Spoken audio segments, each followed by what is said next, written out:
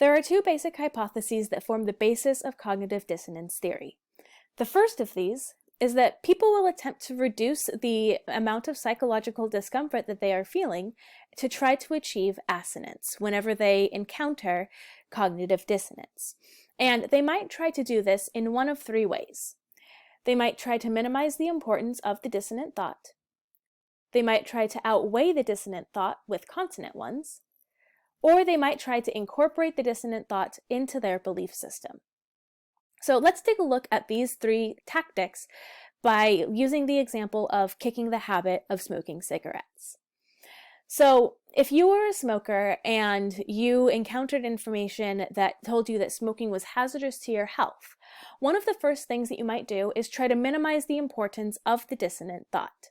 So let's say that you read just a random newspaper article that said that smoking was bad for your health.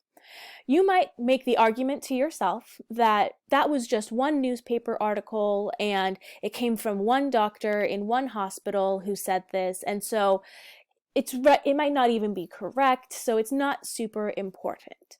You might say that there are no other sources that are saying the same information, and so the fact that that goes against everything that I thought doesn't really matter. It's not really important. So you're trying to minimize the importance of that dissonant thought by just kind of pushing it to the side and saying, oh, it doesn't matter for this, that, or the other reasons. Another thing we might try to do is to outweigh the dissonant thoughts with consonant ones. So let's say again that we read that article saying that cigarettes were bad for your health.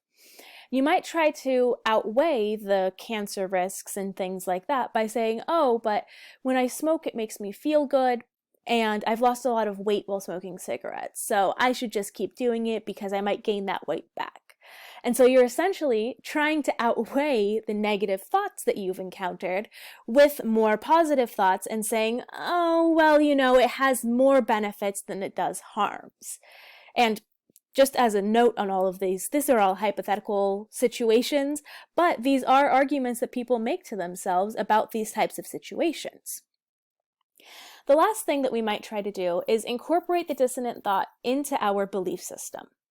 So rather than pushing it to the side and saying that it isn't important or saying that there are more benefits than there are harms, we would instead accept both the benefits and the harms and kind of just incorporate all of that into our belief system.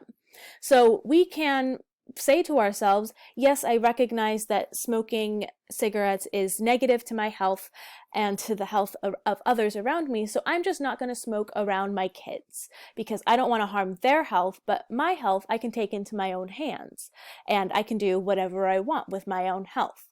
And so you're incorporating that dissonant thought into your belief system. You're saying, yes, this is a bad thing and I know I should quit, but I just can't.